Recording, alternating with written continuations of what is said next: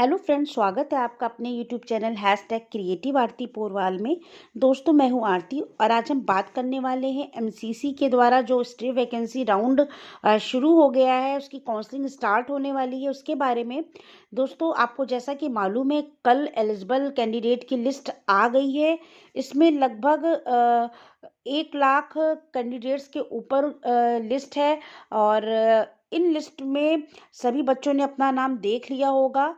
तो दोस्तों, बहुत से बच्चों को अभी भी डाउट है कि कुछ बच्चों ने रजिस्ट्रेशन कराया ही नहीं है, तो क्या वो काउंसलिंग के लिए एलिजिबल हैं, या जिन्होंने रजिस्ट्रेशन कराया था तो वो काउंसलिंग के लिए कैसे और कहाँ जाएं, अब क्या करें, इस लिस्ट में अपना नाम कैसे ढूंढें।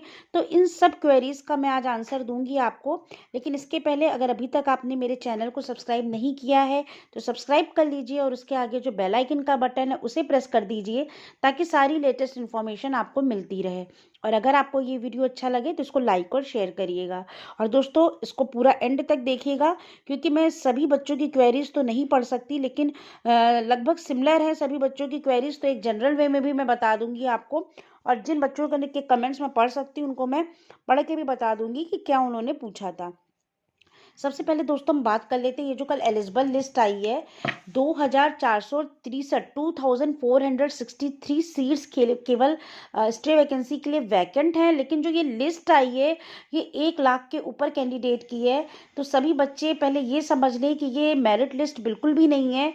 मतलब ऐसा नहीं है कि इस कैंडिडेट लिस्ट में जितने बच्चों का नाम है सभी को सीट मिल जाएगी। इनमें से कुछ ही बच्चों को सीट मिलेगी, जितनी वैकेंट्स हैं सीट्स उसके हिसाब से, और वो भी मेरिट के हिसाब से। तो अब यहाँ से एमसीसी का काम खत्म हो जाता है। अब एमसीसी का इसमें कोई रोल नहीं है। बस आपको अपना नाम मिल गया कैंडिडेट लिस्ट में, अब आपको अलग अलग जगह पर काउंसलिंग के लिए जाना पड़ेगा। और जहाँ पर रजिस्ट्रेशन के लिए बोला गया है, फिर से रजिस्ट्रेशन कराना पड़ेगा। कहीं कहीं ऑनलाइन है और कहीं आपको फिजिकली जाकर खुद से रजिस्ट्रेशन कराना है। तो मैंने हर जगह का लगभग वीडियो डाल दिया है, सभी की काउंसलिंग का पहले से ही, कि एम्स में कब है और क्या प्रोसीजर है, क्या डॉक्यूमेंट्स लगेंगे, जिपमर में कब है, उसका क्या प्रोसीजर है, क्या डॉक्यूमेंट्स लगेंगे, बीएलडीई यूनिवर्सिटी में क्या प्रोसीजर है, उसमें क्या डॉक्यूमेंट्स लगेंगे, मणिपाल का भी बताया है। और कल ही मैंने रात में जेएसएस का और एसआरएम डेंटल कॉलेज का भी डाल दिया है। उसके अलावा अगर कोई भी लेटेस्ट अपडेट आती है तो मैं आपको बताती जाऊंगी। लेकिन फिलहाल आप ये समझ लीजिए, एम्स बहुत बच्चों की चॉइस है। तो एम्स में जो काउंसलिंग है वो 12 जनवरी को है। इसके लिए आपको रजिस्ट्रेशन नहीं कराना है। लेकिन जितने भी एम्स कॉलेज हैं, 19 एम्स कॉलेजेस हैं, सभी की काउंसलिंग एम्स दिल्ली में ही होगी। इस बात को पहले आप अच्छे से समझ लीजिए। बच्चे ये बार बार पूछ रहे हैं कि क्या एम्स में कहीं भी हम काउंसलिंग करा सकते हैं। बिल्कुल नहीं, आप एम्स को दिल्ली में ही जाएंगे, फिजिकली अपियर होना है, सारे ओरिजिनल डॉक्यूमेंट्स ले जाने हैं आपको, और रजिस्ट्रेशन स्लिप भी ले जानी है। अब रजिस्ट्रेशन स्लिप के लिए भी मैंने अलग से वीडियो बनाया था, लेकिन मैं फिर आपको एक बार रिवाइज करा देती हूँ कि जो रजिस्ट्रेशन स्लिप है, जो आपने एमसीसी पे रजिस्ट्रेशन किया है अभी 4 जनवरी से 6 जनवरी के बीच में, उसी फॉर्म की आपको प्रिंट आउट निकलवाना है, वही आपकी रजिस्ट्रेशन स्लिप है। और जिन्होंने अभी रजिस्ट्रेशन नहीं कराया है, उनका पहले का कराया हुआ है, वो ये भी कर सकते हैं, जो कैंडिडेट लिस्ट आई है उसकी प्रिंट आउट निकलवा लें। यानी उसमें उनका नाम है तो इसका मतलब उन्होंने रजिस्ट्रेशन कराया ही होगा। अब कुछ बच्चे इसलिए भी परेशान है, ये बहुत लंबी चौड़ी लिस्ट है, तो इसमें मैं अपना नाम कैसे ढूंढूं। तो दोस्तों, अगर आपने रजिस्ट्रेशन कराया है तो ये 100% है कि आपका इसमें नाम होगा। लेकिन अदरवाइज अगर आपकी कोई गलती हो गई है रजिस्ट्रेशन में, कुछ आपने गलत कर दिया है और आपका नाम ना हो, तो इसलिए अपने सेटिस्फेक्शन के लिए एक बार इसमें नाम अपना जरूर चेक कर लें और उसकी एक प्रिंट भी निकलवा लें, ताकि वो आपके पास एक एज अ प्रूफ रहे कि हाँ, मैंने रजिस्ट्रेशन कराया था और मेरा नाम था, इसलिए मैं काउंसलिंग के लिए आया हूँ। अदरवाइज अगर आपका ना भी हो उसमें सिलेक्शन काउंसलिंग में, लेकिन ये चीज़ होनी ज़रूरी है आपके पास। तीसरी चीज़, सारे डॉक्यूमेंट्स ओरिजिनल होने चाहिए। अगर आपके पास ओरिजिनल डॉक्यूमेंट्स नहीं है, you are not eligible for stay vacancy counselling. ठीक है, इसके बाद रजिस्ट्रेशन का भी मैंने बता दिया। और एम्स की जो काउंसलिंग है उसमें रजिस्ट्रेशन नहीं मांगा है, तो आपको online registration is needed for AIIMS नहीं। अभी अभी पूछा है अखिला आर नायर ने कि did online registration is needed for AIIMS.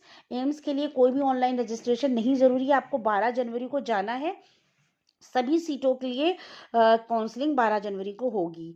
इसी तरह बीएलडीई की बता दूं, 9 जनवरी को काउंसलिंग है और 3 से 8 जनवरी के बीच में इसके रजिस्ट्रेशन स्टार्ट हो गए थे। आज लास्ट डे है। आप चाहें तो बीएलडीई के लिए रजिस्ट्रेशन करा सकते हैं और ये रजिस्ट्रेशन ऑनलाइन होंगे। इसी तरीके से जिपमर में भी है, जिपमर का भी मैं बता चुकी हूँ और मणिपाल का भी बता चुकी हूँ। तो सबकी काउंसलिंग देख लीजिएगा। बीएचयू के रजिस्ट्रेशन हो रहे हैं, बीएचयू अपना अलग से रजिस्ट्रेशन करा रहा है, तो आप उसके लिए रजिस्ट्रेशन करा सकते हैं। और इसका प्रोसीजर जरूर आप वेबसाइट पर जाकर एक बार चेक कर लीजिएगा, क्योंकि बिना प्रोसीजर पढ़े आप बिल्कुल भी इसके लिए नहीं जाइएगा, क्योंकि कितनी सीट्स है, क्या फीस स्ट्रक्चर है, ये आपको याद नहीं रहता। तो एक बार आप इसको एक जगह लिख सकते हैं, देख सकते हैं, क्योंकि एक ही डेट में कई जगह काउंसलिंग है। तो मान लीजिए आपका नाम एम्स में भी है, जिपमर में भी है, तो आप सब जगह नहीं जाना चाहते हैं, तो आपको जहां पर लग रहा है कि ज़्यादा चांसेस हैं, वहां जाके अपनी काउंसलिंग करा सकते हैं। कुछ बच्चों ने पूछा है कि ma'am, it is possible to get seat in AIIMS for 555 OBC category. तो दोस्तों आपको बता दूं, इसमें कट ऑफ और कैटेगरी की कोई बात नहीं है। कट ऑफ इसके बारे में कुछ भी नहीं कहा जा सकता कि कितने मार्क्स पर कितने बच्चों का एडमिशन होगा, क्योंकि ये एज अ लॉटरी सिस्टम होता है। आप कितने बच्चे, पहली बात तो ये जो 1 लाख के ऊपर बच्चों का नाम आया है, सारे बच्चे काउंसलिंग में पार्टिसिपेट करेंगे ही नहीं। कुछ बच्चे ऐसे हैं जो अभी से हमसे कल ही पूछ रहे थे कमेंट करके कि मैम क्या मेरा सिक्योरिटी मनी वापस हो जाएगा अगर हम किसी भी कॉलेज में काउंसलिंग के लिए ना जाएं। तो दोस्तों ऐसे बहुत सारे बच्चे हैं जो काउंसलिंग के लिए नहीं जाएंगे। तो सीट्स जो है, जैसे अगर कहीं पे 5 सीटें हैं, तो ज़रूरी नहीं है कि वहाँ पर कितने बच्चे जा रहे हैं, और जो बच्चे जा रहे हैं काउंसलिंग के लिए उनके कितने मार्क्स हैं ये भी डिपेंड करता है, क्योंकि मेरिट उन्हीं के मार्क्स से बनेगी। अगर कहीं पे काउंसलिंग है, वहाँ पर 500 और 550 के बीच में ही मार्क्स वाले कैंडिडेट काउंसलिंग कराने गए हैं, तो कट ऑफ उसी के बीच में जाएगी, हाई नहीं जा सकती। तो ये हम कुछ भी नहीं बता सकते कि इतने मार्क्स पर एम्स में, कोई कट ऑफ का क्राइटेरिया मैं आपको नहीं दे सकती कि किस कॉलेज के लिए कितना कट ऑफ जाएगा। अगर आपको लगता है कि आपका हो सकता है, तो आप, मैं ये नहीं कहूँगी काउंसलिंग ना कराइए, आप काउंसलिंग के लिए ज़रूर जाइए। और अगर आपका सिलेक्शन हो जाता है, तो आपको जो फीस जमा करेंगे कोई दिक्कत नहीं। अगर नहीं होता है तो वो आपकी फ़ी रिफंडेबल है, आपको आपके उसी डीडी अकाउंट में, बैंक के अकाउंट में वापस आ जाएगी। अखिला जी ने लिखा है, please tell the website where I can check did I want to submit fees online और डीडी प्लीज इन्फॉर्म। तो ये तो आप जिस कॉलेज के लिए, पता नहीं, आप पता नहीं किस कॉलेज के लिए पूछ रही हैं, लेकिन मैं फिर भी आपको एक जनरल वे में बता देती हूँ। आप जिस कॉलेज के लिए काउंसलिंग के लिए जा रही हैं उसकी वेबसाइट पर चेक करिए और वहाँ की फ़ीस स्ट्रक्चर देखिए और वहाँ पे कैसे मांगा गया। ऑनलाइन तो सब जगह फ़ीस सबमिट करनी है, कहीं भी आपको चेक नहीं देना है। आपको डीडी के रूप में देना है, तो डीडी और किस बैंक के नाम बनेगा ये सब सारा कुछ देख के ही डीडी बनवाइएगा। तो फीस आपकी ऑनलाइन ही सबमिट होगी। नेक्स्ट देख लेते हैं। बी शुभम जी ने लिखा है, मैम मैंने राउंड 1 एंड 2 और मॉपअप अटेंड नहीं किया था, बट मैं स्ट्रे वैकेंसी अटेंड किया और मेरा नाम लिस्ट में है। मुझे ये बताइए कि अब मुझे अलॉटमेंट लेटर की ज़रूरत पड़ेगी या नहीं, और दिल्ली कब जाना होगा फॉर डॉक्यूमेंट्स वेरिफिकेशन। कुछ लोग 12 को बोल रहे हैं, या आज ही निकलना होगा। आज नहीं जाना है आपको, 12 जनवरी को ही इसका काउंसलिंग है एम्स का। और फर्स्ट सेकेंड मॉपअप राउंड नहीं किया है, बट मैं स्टे अटेंड किया हूँ। तो स्टे वैकेंसी अगर आपका इस लिस्ट में नाम है तो आप एम्स जाएंगे। इस लिस्ट में नाम होना बहुत ज़रूरी है, क्योंकि आपके पास रजिस्ट्रेशन स्लिप होनी चाहिए। अभी आपने रजिस्ट्रेशन अगर आपने कराया होगा तो एक उसकी स्लिप निकालिए, ओरिजिनल डॉक्यूमेंट्स लीजिए। और अभी जाने की ज़रूरत नहीं है, आपको 12 को काउंसलिंग कराना है, 11 को पहुंच जाइए एम्स दिल्ली। एम्स दिल्ली में 12 जनवरी को सुबह 9 या 10 बजे से आप शेड्यूल एक बार चेक कर लीजिए। मैं आपको एम्स का जो मैंने वीडियो बनाया था उसकी वेबसाइट सेंड कर दूंगी। और डॉक्यूमेंट्स वेरिफिकेशन भी उसी दिन होगा। इसमें रजिस्ट्रेशन आपको नहीं कराना है। अलॉटमेंट लेटर की ज़रूरत नहीं पड़ेगी। इसमें कोई भी कॉलेज आपको अलग से लेटर देके नहीं बुलाएगा, आपको खुद ही कॉलेज में अपनी काउंसलिंग के लिए जाना है। कॉलेज की तरफ से कोई लेटर नहीं आएगा, बस अपना लिस्ट में नाम देखिए। एएमयू की अलग लिस्ट आई है, ईएसआईसी की अलग आ गई है, और कुछ यूनिवर्सिटीज़ में अलग अलग अपनी लिस्ट निकाल दी है। और जो ओपन लिस्ट है उसमें आप देख लीजिए, उसके लिए आप डीयू के लिए और जो भी मैनेजमेंट कोटा की है उसमें जा सकते हैं। ओरिजिनल डॉक्यूमेंट जरूर ले जाइएगा, रजिस्ट्रेशन स्लिप जरूर ले जाइएगा, और काउंसलिंग की डेट देख के ही जाइएगा। ऐसा ना हो कि काउंसलिंग की डेट आगे पीछे हो और आप पहले पहुंच जाएं या देर में पहुंचें। तो समय भी टाइम देख लीजिएगा, उसी अकॉर्डिंग जाइएगा। Next, where should I register for AIIMS? Akhila ji ने ही लिखा था, बता दिया मैंने आपको। एम्स के सारे 19 कॉलेजेस के लिए दिल्ली में ही जाना है। मैम, डीयू की कब है काउंसलिंग? Please reply. डीयू की काउंसलिंग जितने भी इसके कॉलेजेस हैं, वो सारे कॉलेजेस की अलग अलग वेबसाइट पर दिया है काउंसलिंग शेड्यूल, ये आपको चेक करना पड़ेगा। मैं सारे कॉलेजेस की अलग से नहीं बता सकती हूँ, लेकिन हाँ, जनरल वे में जिस कॉलेज की मुझे पता चलेगी मैं आपको उसका काउंसलिंग शेड्यूल बता दूंगी। जो मेन मेन है वो मैंने आपको बता दिए बच्चे। AIIMS, JIPMER, BHU, AME, BLD और मणिपाल, इन सब का मैंने बता दिया है। और किसी इंस्टीट्यूट का जैसे ही मुझे पता चलेगा मैं आपको बता दूंगी, या वेबसाइट चेक करके बता दूंगी। Ma'am, my name is there in open seat for AIIMS and JIPMER, now what to do? बहुत अच्छी बात है, अगर आपका गौरव सूर्या जी का एम्स और जिपमर दोनों में है तो दोनों की काउंसलिंग की डेट भी शायद अलग है। अगर 12 जनवरी को एम्स का है, जिपमर में अगर 13 को है, तो आप अलग अलग जा सकते हैं दोनों जगह। अगर एक ही डेट है तो ये आपको चॉइस करनी पड़ेगी कि किस में आपको काउंसलिंग करानी है। अभी तक रजिस्ट्रेशन नहीं किया है तो? सीमा गुगलिया जी, अगर आपने रजिस्ट्रेशन अभी तक नहीं किया है लेकिन पहले आपने करवाया होगा, तो आप पहले के रजिस्ट्रेशन से ही अपना इसमें नाम देख लीजिए। कैंडिडेट लिस्ट इसीलिए निकाली गई है कि बच्चे कंफ्यूज ना हो जिन्होंने अभी रजिस्ट्रेशन नहीं कराया है। अगर उनने पहले कराया था तो इसमें नाम हो सकता है, लेकिन अगर पहले भी रजिस्ट्रेशन कराया था, उनको सीट मिल गई थी, तो इसमें नाम नहीं होगा।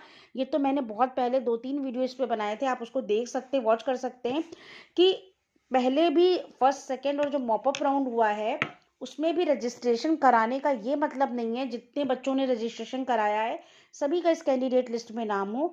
ऐसा ज़रूरी नहीं है, क्योंकि अगर उनको सीट अलॉट हुई है और आपने एडमिशन नहीं लिया, आपने क्विट करना होगा। अगर क्विट किया होगा तो ही आप जो है इसके एलिजिबल होंगे। अगर आपने सीट नहीं छोड़ी है, आपके ओरिजिनल डॉक्यूमेंट्स कहीं और जमा है, तो आप इस काउंसलिंग के लिए एलिजिबल नहीं होंगे। मैम, मुझे EWS सर्टिफिकेट स्टेट ही का बट सेंट्रल गवर्नमेंट का नहीं है। ये आप वेबसाइट से चेक करिए। अगर किसी कॉलेज में बोला गया है कि सेंट्रल गवर्नमेंट का ही सर्टिफिकेट चाहिए, तो आप उसको बनवा लीजिए और उसमें स्टेट कोटा का नहीं चलेगा। या आप एक काम कर सकते हैं, हर इंस्टीट्यूट ने, हर कॉलेज ने अपनी वेबसाइट पर कुछ फ़ोन नंबर्स दिए हैं कि अगर आपको कोई क्वेरी हो आप फ़ोन कर सकते हैं। तो इस सब्जेक्ट के थ्रू आप उनको फ़ोन कर लीजिए या मेल करके पूछ सकते हैं कि सर, मेरे पास जो है स्टेट सेंट्रल गवर्नमेंट का नहीं है, स्टेट का है, तो क्या वो चल जाएगा EWS सर्टिफिकेट? अगर वो बोलते हैं तो ठीक है, अदरवाइज आपको सेंट्रल गवर्नमेंट का बनवाना पड़ेगा। मैम, एम्स और बीएचयू की लिस्ट कब आएगी? एम्स और बीएचयू में रजिस्ट्रेशन स्टार्ट हो गए हैं बेटा, आप चाहो तो रजिस्ट्रेशन करा लो। और एम्स की लिस्ट कुछ नहीं, एम्स के लिए तो आपका ओपन में अगर नाम है तो आप एम्स के लिए एलिजिबल होगे। मैम, इसमें सर नंबर दिया है, क्या ये हमारी रैंक है? सीरियल नंबर आपकी रैंक नहीं है, ये आपका कुछ सीरियल से बस नाम दिए गए हैं। आपका रोल नंबर दिया है, नेम दिया है, बस इतना ही आपकी इस लिस्ट में आया है। ये कोई मेरिट लिस्ट नहीं है, ये केवल एलिजिबल कैंडिडेट लिस्ट है। तो इसमें ये मत समझिए कि जो ऊपर के बच्चे हैं उनका सिलेक्शन हो जाएगा, उनकी मेरिट हाई है, और जिनका नाम नीचे है उनका सिलेक्शन नहीं होगा। आप अपने मार्क्स के अकॉर्डिंग और सीट मैट्रिक्स के अकॉर्डिंग जाके अपनी काउंसलिंग कराइए। 10 लाख स्टूडेंट हैं क्या? रियली में 10 लाख स्टूडेंट नहीं है बच्चों, 1 लाख के ऊपर स्टूडेंट हैं, कुछ 1,17,000 करके। तो इतने बच्चों की काउंसलिंग होनी है। अब कुछ लोगों ने पूछा था इतने बच्चों की काउंसलिंग होगी कैसे? तो दोस्तों, ये इंस्टीट्यूट का काम है, ये एक ही जगह इतने बच्चों की काउंसलिंग नहीं होनी है। अलग अलग कॉलेजेस में, अलग अलग इंस्टीट्यूट में इन सब की काउंसलिंग होनी, सब जगह थोड़े थोड़े बच्चे पहुंचेंगे और काउंसलिंग का डेट और टाइम शेड्यूल आ गया, उसी अकॉर्डिंग काउंसलिंग होगी। और कोविड-19 के कारण तो 50% बच्चे जाएंगे ही नहीं। बहुत से बच्चे काउंसलिंग में पार्टिसिपेट अभी से नहीं कर रहे हैं, वो कह रहे हैं रजिस्ट्रेशन सिक्योरिटी फीस वापस हो जाए हमारी। तो दोस्तों, मैं आपको बता दूं कि ये उनकी वो है, आपको हेडेक लेने की ज़रूरत नहीं है कि 1 लाख बच्चों की काउंसलिंग कैसे होगी। लेकिन आपको अगर काउंसलिंग जहाँ के लिए करानी है, आप अपना कैंडिडेट लिस्ट में नाम देखिए, अपनी रजिस्ट्रेशन स्लिप निकालिए, अपने ओरिजिनल डॉक्यूमेंट्स इकट्ठा कीजिए, और जिस कॉलेज में, जिस इंस्टीट्यूट इंस्टीट्यूट के में आपको अपनी काउंसलिंग करानी है, उसकी वेबसाइट खोलिए, उस पे एक बार फिर से नज़र मारिए कि कब, कैसे, कहाँ जाना है और क्या-क्या डॉक्यूमेंट्स ले जाने हैं। बस आप उस दिन पहुँच जाइए, अपनी फ़ीस जमा करिए, अगर वहाँ रजिस्ट्रेशन माँगते हैं तो रजिस्ट्रेशन कराइए, काउंसलिंग में पार्टिसिपेट करिए। अगर अच्छा होगा आपके साथ, आपको सीट मिल सकती है तो बहुत अच्छी बात है, आपका एडमिशन हो जाएगा। आप पॉजिटिव रहिए, अब गलत मत सोचिए। दीपेश टंडन जी ने बार-बार मुझे वो मैसेज किए हैं कि मैम अगर इसमें किसी का नाम नहीं है तो वो एलिजिबल नहीं है क्या? जी हाँ, अगर कैंडिडेट लिस्ट में आपका नाम नहीं है तो आप इस काउंसलिंग के लिए एलिजिबल नहीं होंगे। मैम मेरे 28K में रैंक है, मैंने सिर्फ एम्स के लिए अप्लाई किया था, क्या मैं जाऊं या नहीं समझ नहीं आ रहा, और कब जाना है? कब जाना है ये बता दिया, एम्स में 12 जनवरी को काउंसलिंग है। और रैंक आपने 28K में रैंक है, इससे नहीं फ़र्क है, आपके कितने मार्क्स हैं आप देख लीजिए, और एम्स में कितनी सीट्स हैं ये देख लीजिए। अगर आपको कहीं और कराना हो एम्स के अलावा, आपको लगता है कि जो है एडमिशन किसी डीम्ड कॉलेज में पेड मैनेजमेंट कोटा में लेना हो तो आप वहाँ ले सकते हैं, अगर आपके मार्क्स कम है और आपका बजट अच्छा हो। क्योंकि ये स्ट्रे वैकेंसी राउंड में एक चीज़ बहुत अच्छी है कि इसमें मैनेजमेंट कोटा के कई कॉलेज हैं, पेड कॉलेज भी हैं, प्राइवेट कॉलेजेस भी हैं, तो आपको एडमिशन कम मार्क्स पर बहुत आराम से मिल सकता है। लेकिन हाँ, वहाँ की फीस बहुत ज़्यादा होगी, वो आपको पे करनी पड़ेगी। मेरा DU-CW लिस्ट में नाम है, what to do please reply. अगर आपका DU की लिस्ट के लिए नाम है तो आप DU के जितने भी कॉलेजेस हैं उनकी वेबसाइट सर्च करिए, आपको कहाँ पर काउंसलिंग करानी है। DU के हर कॉलेज में तो आप नहीं कराओगे काउंसलिंग, जिस कॉलेज में आपको काउंसलिंग करानी है उसकी वेबसाइट पे सारे रूल्स एंड रेगुलेशंस पढ़ लीजिए, शेड्यूल देख लीजिए, वहाँ की काउंसलिंग के लिए आप जा सकते हैं। अगर वहाँ पे रजिस्ट्रेशन मांगा है तो आपको रजिस्ट्रेशन कराना पड़ेगा, उस रजिस्ट्रेशन की कोई फीस अब नहीं लगेगी, केवल आपको ईयरली फीस जो MBBS की पढ़ाई के लिए लगती है वही देनी होगी। Should we necessary go to Delhi? Delhi के लिए तो आपको जाना ही पड़ेगा अगर एम्स के लिए काउंसलिंग करानी है। मैडम जी आप ये बताइए, सुरेंद्र जी कह रहे हैं 1 लाख स्टूडेंट की काउंसलिंग कैसे होगी? ये आपका हेडेक नहीं है, ये उस इंस्टीट्यूट का हेडेक है, आप इसके लिए परेशान मत होइए, बस आप अपनी डॉक्यूमेंट्स इकट्ठा करिए और काउंसलिंग के लिए जाइए। और दूसरी चीज़, बच्चे इसके लिए भी परेशान है मैम, जो गैप सर्टिफिकेट है वो कहाँ से लाएं? क्योंकि आपने अगर ड्रॉप किया है इंटर के बाद तो आपने जिस कोचिंग में कोचिंग की होगी वहाँ से बनवा लीजिए एक सर्टिफिकेट, या जो भी किया हो आप वहाँ से बनवा सकते हैं। और दूसरी चीज़, जो रैंक लेटर है, आपके पास कोई एडमिट रैंक लेटर नहीं होगा तो आप जो आपका स्कोर कार्ड है, आप जो रिजल्ट आया था नीट का, उसकी फोटो उसकी वही आपको ले जाना है, नीट का रिजल्ट आपको, वही आपका रैंक लेटर है, वही आपका कॉल लेटर है। और एडमिट कार्ड जरूर ले जाइएगा, नीट का एडमिट कार्ड और नीट का स्कोर कार्ड। विजय भन्या जी ने लिखा है, ma'am at what marks it's worth to attend JIPMER? कोई मार्क्स का क्राइटेरिया इसमें नहीं होता है, अगर आपको लगता है जिपमर में कितनी सीट से आपका सिलेक्शन हो जाएगा तो आप काउंसलिंग के लिए जा सकते हैं। ऐसा ज़रूरी है जिसकी पेमेंट स्लिप को प्रिंट करने का ऑप्शन शो हो रहा है उसका नाम है पक्का इस लिस्ट में, तो वो बता दीजिए मैम। बहुत लंबी लिस्ट है, अगर आपके पास रजिस्ट्रेशन स्लिप है तो आपका इस कैंडिडेट लिस्ट में नाम जरूर होगा, और आपको रजिस्ट्रेशन स्लिप के लिए वही ले जाना है, तो आप अपना नाम एक बार चेक कर लीजिए और वैसे आपका नाम जरूर होगा।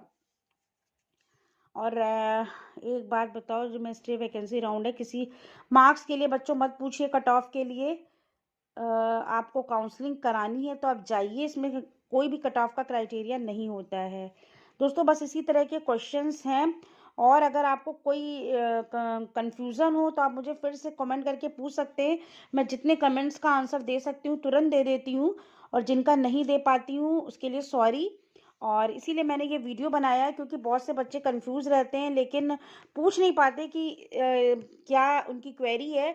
तो जनरल वे में मैंने बता दिया कि एक अगर बच्चे की क्वेरी एक है तो यही क्वेरी सभी बच्चों के दिमाग में रहती है, तो उस हिसाब से मैंने ये वीडियो बना दिया है। तो इसमें जनरल वे में मैंने रजिस्ट्रेशन स्लिप के बारे में बता दिया, और क्या क्या ओरिजिनल डॉक्यूमेंट्स ले जाने, काउंसलिंग की डेट, DU के लिए बच्चे बहुत परेशान है कहाँ जाना है। तो सबसे पहली बात, कल आपने जब कैंडिडेट लिस्ट आ गई है तो बिल्कुल रिलैक्स हो जाइए, जिनका नाम इस कैंडिडेट लिस्ट में है उन्हें काउंसलिंग तो करानी ही है स्ट्रे वैकेंसी की, क्योंकि अगर आपने पार्टिसिपेट किया था। और जिनको नहीं करानी है काउंसलिंग वो बिल्कुल परेशान ना हो, जिनका नाम इस लिस्ट में नहीं है, यानी उन्होंने रजिस्ट्रेशन ही नहीं किया होगा, तो वो स्टेट कोटा की जो मॉपअप और स्ट्रे वैकेंसी की काउंसलिंग चल रही है उसमें पार्टिसिपेट करें। और एक बात बता दूं, जिनको एमबीबीएस और बीडीएस नहीं मिल पा रहा है, मार्क्स कम है, वो बिल्कुल भी निराश ना हो। उनके पास दो ऑप्शन है। आप आयुष काउंसलिंग में पार्टिसिपेट कर सकते हैं, बीएएमएस, बीयूएमएस, बीएचएमएस ले सकते हैं। अभी यूपी में इसका राउंड फर्स्ट सेकेंड और मॉपअप राउंड स्टार्ट होने वाला है। मैं उसका वीडियो बना के अभी आपको दे दूंगी। और दूसरी चीज़, आप चाहें तो अगर आपके मार्क्स बहुत कम है तो 3 ही 4 महीने की बात है, नीट 2021 का फॉर्म आ रहा है, आप उसको फिल करिए, फिर से तैयारी कर सकते हैं। और लेकिन अगर आपको लगता है कि इसी साल आपको सीट लेनी है तो आप अच्छे कॉलेज में सीट ले सकते हैं, मैनेजमेंट कोटा के पेड कॉलेज में, या फिर आप बीडीएस में ले सकते हैं एडमिशन। बीडीएस की डेंटिस्ट में बहुत ज़्यादा सीट्स खाली हैं। तो और भी जो भी स्टेट कोटा की जो स्टेट वाइज लिस्ट है आ रही है, मैं धीरे धीरे आपको सेंड करती जा रही हूँ वीडियो। तो मेरे चैनल से कनेक्ट रहिए, बने रहिए। और मैं जैसे ही कोई लेटेस्ट अपडेट आएगा एमसीसी की साइट पर या किसी भी कॉलेज की साइट पर, मैं आपको देती रहूँगी। तो अगर आपको इस वीडियो से कुछ फ़ायदा हुआ हो, आपकी क्वेरीज कम हुई हो, तो मेरे वीडियो को लाइक करिएगा और ज़्यादा से ज़्यादा शेयर करिएगा, ताकि सभी बच्चों की क्वेरीज जो है उनको उसका सोल्यूशन मिल सके। और मेरे चैनल को सब्सक्राइब करिएगा। Thank you.